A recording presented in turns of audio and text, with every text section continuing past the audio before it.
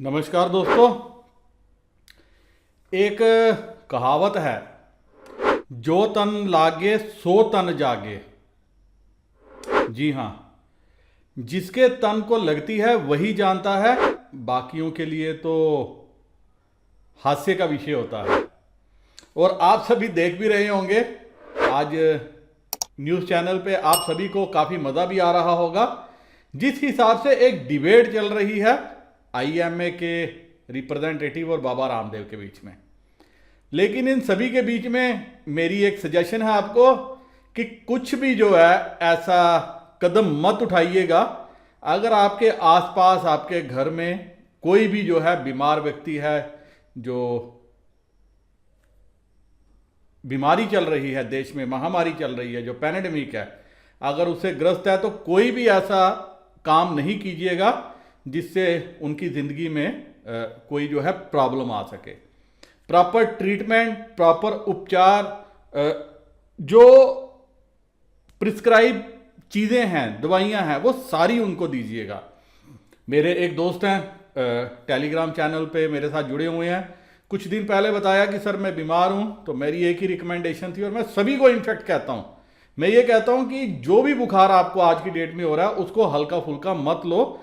जैसे ही बुखार होता है, एक दो दिनों में अगर काम नहीं होता, आपका बुखार नहीं टूटता, जो भी नॉर्मल आप मेडिसिन लेते हो, तो आपको फौरन बिना टाइम वेस्ट किए हुए जो भी प्रेस्क्राइब मेडिसिन है वो जरूर शुरू कर देनी चाहिए, जब तक कि आपका टेस्ट नहीं आता।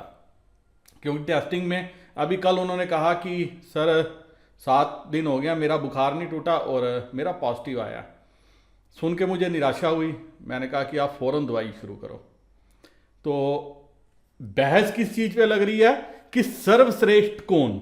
जी हाँ, सर्वश्रेष्ठ कौन। लेकिन दोस्तों, उससे ज़्यादा मुझे ये हैरानी है कि जहाँ पे हमारे प्रधानमंत्री जी ने, जब से ये इंडिया में सारा सिस्टम शुरू हुआ है, समय समय पे जो हेल्थ वर्कर्स हैं, डॉक्टर्स हैं, इनकी जो है हौसला अफजाई की है। वैसे ही बाबा रामदेव जो है ये बयान लेके आ रहे हैं कि जो मेडिकल साइंस है ये पूरे का पूरा धत्ता है, गलत है, और मुझे समझ नहीं आया क्या बोला जाए। लेकिन जितना मुझे समझ है, जितना मैंने रिसर्च किया, जितना मैं इस टॉपिक को समझता हूं, मैंने सोचा आपके साथ शेयर कर दूं। और वैसे भी दोस्तों, क्योंकि ये चैनल हमारे क्रिप्टो से रिलेटेड है तो, और या स्टॉक मार्केट से रिलेटेड है, तो मैंने एक नया नाम मेरे दिमाग में आया। मैंने सोचा मैं उससे चैनल शुरू करता हूं। चैनल का नाम मैंने रखा है मन की भड़ास। जी हाँ, मन की भड़ास। उसका रीज़न ये है कि हम सभी के दिल में कुछ ना कुछ रहता है, तो अगर आप मेरे साथ शेयर करेंगे पूरी डिटेल, जो भी आपके दिल में भी कोई भड़ास है किसी भी चीज़ को लेके, सिस्टम को लेके, किसी भी मसले को लेके, तो मैं कोशिश करूंगा उस टॉपिक पे एक डेडिकेटेड वीडियो लाने की, ताकि देश को, दुनिया को, सबको, अपने दोस्तों को बताया जा सके, समझाया जा सके कि हमारे आगे पीछे चल क्या रहा है। और इन सभी चीज़ के पीछे एक डेवलपमेंट भी हो गई। डेवलपमेंट ही हो गई कि गवर्नमेंट ऑफ हरियाणा ने 1 लाख कोरोनिल किट जो है वो लोगों के बीच में बांटने का फैसला किया है। देखिए दोस्तों, कोई भी, जी हाँ, कोई भी दवाई, मैं आपको जो मेरे को समझ में आता है मैं उसका बारे में आपको थोड़ा सा समझा देता हूं। एलोपैथी बेसिकली क्या है, अगर आपको कोई बीमारी है, कोई तकलीफ है, ऑन स्पॉट आपको उसका इलाज प्रोवाइड करती है। अब इसमें आप बोलो कि ये बड़ी बड़ी कंपनियों की जालसाजी है, ऐसा है, वैसा है, तो इसमें मुझे हंसी आती है। जो ये बयान लगा रहे हैं उनका रीजन ये है कि जो कुछ भी होता है देश में, जी हाँ, एक कंट्री में जो कुछ भी होता है वो उस देश की जो है सरकार के कायदे नियमों के मुताबिक ही होता है। अगर कोई दवाई आपको 10 पैसे में बोली जाती है, तैयार होती है, 10 रुपए की मिल रही है, तो अंडर लॉ ऑफ लैंड होती है। ऐसा नहीं है कि कंपनी अपनी मर्जी से करती है। और अगर सरकार इस पे रूल्स एंड रेगुलेशन लाती है, हमारे पास प्राइस फिक्सिंग अथॉरिटी है, ड्रग कंट्रोलर्स हैं, अगर वो चाहें तो इन दवाइयों की कीमत कहीं से कहीं पहुंचा सकते हैं। तो मुझे ये समझ नहीं आता, इंस्टेड की क्वेश्चन मार्क उन पे लगाना, आप सीधा कंपनियों पे लगाते हो। आप कहते हो जी कंपनियां गलत हैं, कंपनियां गलत हैं, कंपनियां गलत हैं। आपने देखा कि जो तेल, जब बाबा रामदेव ने रुचि सोया का अधिग्रहण किया, ये कैसे किया ये एक अलग कहानी है। और अगर इस पर आप थोड़ी सी रिसर्च करोगे आपको और भी मजा आएगा, हंसी आएगी कि कैसे एक 10-12-15 हज़ार की करोड़ की कंपनी बाबा रामदेव ने 100 करोड़ रुपया कैश में दे दी और बाकी का लोन जो है बैंक ने ही कर दिया। ये एक सेपरेट टॉपिक है।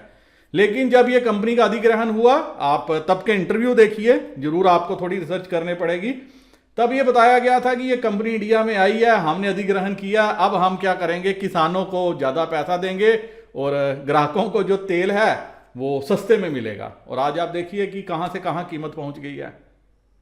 तो इस पे कौन अंकुश लगाएगा, कौन बोलेगा? तो यहां पे अब चर्चा जो चली है वो चली है आयुर्वेद सर्वश्रेष्ठ या एलोपैथी सर्वश्रेष्ठ। मैंने जो शुरू किया था कि जिसके जो दुख से गुजरता है वो फौरन जो कहता है मुझे तकलीफ से निजात दो, मुझे तकलीफ से जो है छुटकारा दिलवाओ, तो फौरन जो है एलोपैथी क्या है, आपको तकलीफ से छुटकारा दिलवा सकती है।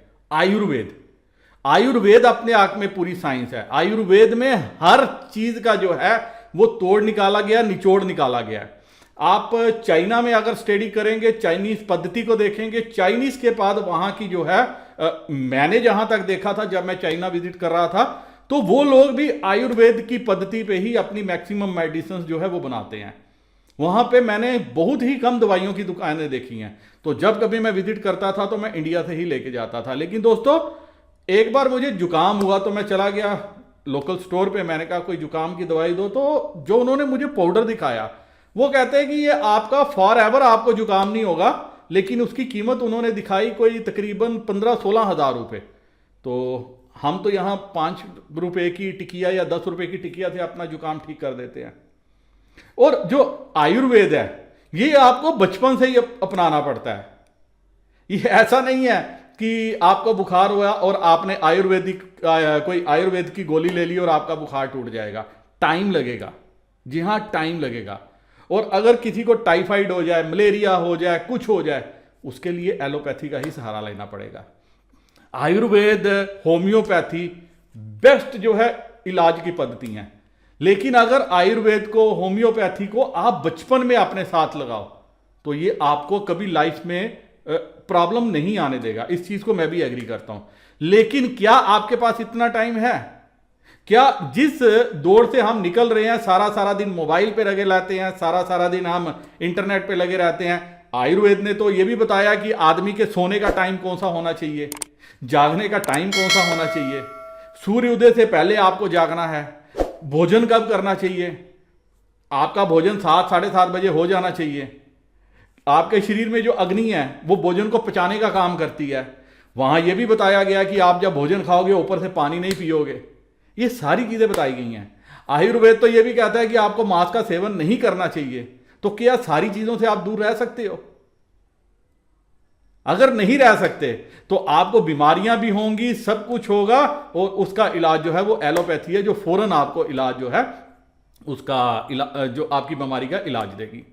हार्ट की बाईपास सर्जरी करनी है, अब आपका हार्ट में ब्लॉकेज ना हो, बाईपास की नौबत ना आए, तो आपको मसालेदार भोजन खत्म करना है, आपको घी का सेवन कम करना है, या अगर आपने सब कुछ करना है तो आपको योगा करना है। तो क्या आप दिन में इतना टाइम निकाल पाओगे? जिस जीवन शैली के हम आदी हो चुके हैं, क्या इस जीवन शैली में हम योगा कर पाएंगे?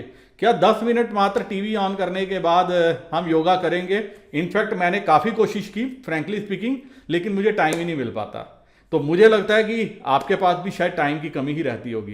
काफ़ी दोस्त मेरे नौकरी करते होंगे, मेट्रो सिटीज़ में रहते होंगे, जिनको सुबह 5 बजे जो है अपने ऑफिस में, कई को 6 बजे ऑफिस में निकलना पड़ता है, मेट्रो में धक्के खाने पड़ते हैं, लोकल ट्रेन में धक्के खाने पड़ते हैं, और उसके बाद जाके ऑफिस पहुंचते हैं, थक हार के शाम को पहुंचते हैं अपने घर। तो कब करेंगे ये सब कुछ? जो मेट्रो सिटीज हैं वहां पे क्या है, आदमी खाना भी इवन बाजार से मंगाता है, खाना भी खुद नहीं बनाता। कब करेगा सब कुछ? और आपने देखा होगा आपके दादा परदादा, आज भी घर में कोई होंगे, वो नेती करते होंगे। जी हां, इधर से रस्सी निकाली और उधर से रस्सी निकाल के नाक को साफ किया, या इधर से पानी डाला लोटे से और दूसरे नासिका से पानी बाहर निकाल दिया। क्या आप और हम कर सकते हैं? नहीं कर सकते, क्योंकि हर चीज प्रैक्टिस मांगती है, हर चीज टाइम मांगती है। और कराने के लिए आपको एक योगी शिक्षक की भी जरूरत है, आप खुद भी नहीं कर सकते। तो जब ये सब कुछ नहीं पॉसिबल, तो हम इस चीज पे बहस कर रहे हैं कि कौन सर्वश्रेष्ठ। अपनी अपनी जगह सब सर्वश्रेष्ठ हैं। अगर आपके पास टाइम है, बाबा के पास टाइम था, बचपन से वो लगे रहे और उन्होंने जो है योग को अपना लिया, क्या हम अपना पाएंगे? अपना पाएंगे? कितना अपना पाएंगे? कैसे अपना पाएंगे? क्या टीवी देख के? मैं नहीं कर पाया। इसीलिए और एलोपैथी जो है उस पर भी आपको विश्वास करना चाहिए। अब इन्होंने कुछ सवाल पूछे, आप स्क्रीन पे देख सकते हैं, 25 एक सवाल, बेसिर पैर के सवाल हैं। मुझे इसमें एक भी नहीं है क्या आप इसका इलाज कर सकते हो, इसका इलाज कर सकते हो, इसका इलाज कर सकते हो। एलोपैथी हर चीज का इलाज कर सकती है। जब आदमी को तकलीफ होती है, कोई गहरी से गहरी तकलीफ होती है, उस टाइम पे उसको अपनी जान बचानी होती है। आप बता रहे हैं कि लाखों रुपया आप जो है एक पेशेंट से ले रहे हो, फिर भी नहीं बचा पा रहे, लेकिन जो बच रहे हैं उनसे भी तो पूछो। जी हां, जो बच रहे हैं उनसे भी पूछो। वो शुक्र मना रहे हैं इन डॉक्टरों का, इनको भगवान के रूप में पूज रहे हैं। इनफैक्ट मैंने भी, जब मेरी डॉक्टर साहब से बात होती थी अपने भाई के लिए, मेरा पहला वर्ड ये होता था कि आप ही का सहारा है, आप ही भगवान हो। तो दोस्तों, मेरा यह मानना है कि कुछ भी करो जो आपके दिल को अच्छा लगता है, लेकिन कुछ ऐसा मत करो कि जो कल को आपकी सेहत के लिए, आपके अपनों की सेहत के लिए नुकसानदायक हो। जी हां, अब वैक्सीनेशन की बात चली, अगर मैं बाबा के कहने पे जाऊं तो वो तो एक यूजलेस एक्सरसाइज है। क्या जरूरत है? वो भी तो एलोपैथी है, वो मेडिसिन कोई होम्योपैथी तो है नहीं है, आयुर्वेद तो है नहीं है, तो क्या फिर उसकी जरूरत नहीं है? फिर जो हमारे प्रधानमंत्री जी कर रहे हैं वो सब व्यर्थ है। जो उन्होंने कहा हर किसी को वैक्सीन लगनी चाहिए, क्या वो व्यर्थ है? तो ये चीजें हैं, इसीलिए जो है डॉक्टरों ने आपत्ति जताई है। डॉक्टर जो है प्रोटेस्ट कर रहे हैं, विरोध कर रहे हैं। उन्होंने कुछ तस्वीरें अपनी शेयर की हैं जो वो बता रहे हैं कि जब बाबा जी बीमार हुए थे तो उन्होंने उनका इलाज किया था। तो आपको अपनी सेहत के साथ ऐसा खिलवाड़ नहीं करना। आप एक चीज ये मान के चलिए, आयुर्वेद में भी ताकत है, होम्योपैथी में भी ताकत है, यूनानी पद्धति में भी ताकत है। शायद होम्योपैथी को ही यूनानी पद्धति कहते हैं। इन सभी चीजों में ताकत है। ये मरीज को बिल्कुल ठीक करने की ताकत रखते हैं। वो प्रोसेस है इनमें कि दोबारा मरीज को जो है बीमारी ही नहीं होती, लेकिन इसमें टाइम कंज्यूमिंग प्रोसेस है। आपको कैंसर है, हार्ट की सर्जरी पे जाना है, कुछ करना है, आपको कुछ ऐसी तकलीफ है जिसका मैं वीडियो पे नाम नहीं लेना चाहता, एलोपैथी उसका फौरन इलाज देती है, आपको तकलीफ से छुटकारा दिलवाती है, और आप फिर जो है रोजमर्रा की जिंदगी में जो है मशगूल हो जाते हैं। लेकिन बार बार ये कहना कि हर आदमी जो है लूटने की मंशा से काम कर रहा है, तो ये कहीं ना कहीं बाबा रामदेव की भी नीयत पे सवाल उठाता है, क्योंकि उनका कोई भी प्रोडक्ट ऐसा नहीं है जो सस्ता है। फॉरेन के प्रोडक्ट पे वो उंगली उठाते हैं, लेकिन खुद नहीं देखते कि 90% जो प्रोडक्ट्स हैं वो manufactured by some other persons होते हैं। उनका सिर्फ मार्केटिंग का लेवल है, और रेट जो उनके हैं वो मल्टीनेशनल कंपनियों के बराबर हैं। मल्टीनेशनल कंपनियां R&D में जितना पैसा खर्च करती हैं, मुझे नहीं लगता कि बाबा उनका 10% भी खर्च करते हैं, लेकिन उसके बावजूद कहते हैं कि वो सब फ्रॉड हैं, एक यही से हैं सही हैं। देश की पद्धति को अपनाना चाहिए, उसको एक्सेप्ट करना चाहिए, वेलकम करना चाहिए, लेकिन इन सारी चीजों के बीच में आप हर किसी को गलत बोल दो, ऐसा भी नहीं होना चाहिए। मेरे देश के डॉक्टर मेरे लिए पूजनीय हैं। जी हां, मेरे लिए पूजनीय हैं, क्योंकि वो लाखों करोड़ों लोगों की जो है जान बचा रहे हैं अपनी जान की परवाह ना करते हुए। तो वो भगवान से कम भी नहीं है, और मुझे लगता है कि आपके दिल में भी उनके प्रति यही सम्मान होगा।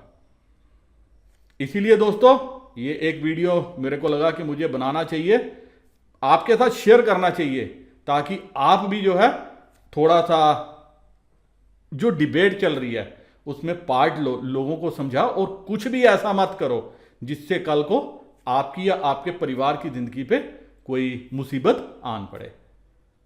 जिस भी पद्धति को अपनाना है वो आप शुरू से अपना सकते हो, लेकिन अगर फौरन ही आपको इलाज की जरूरत है तो वो एलोपैथी है। इस चीज की जो जानकारी है ये किसी भी चैनल पे नहीं दी जा रही, तो इसलिए मैंने अपना कर्तव्य समझा, मैंने कहा कि आपके साथ मुझे शेयर करना चाहिए, बताना चाहिए। और अगर आपको ये वीडियो समझ में आए, अच्छा लगे, तो अपने दोस्तों के साथ भी शेयर कीजिएगा। इसी के साथ मैं वीडियो यहीं खत्म करने की इजाजत चाहता हूं। नमस्कार, जय हिंद।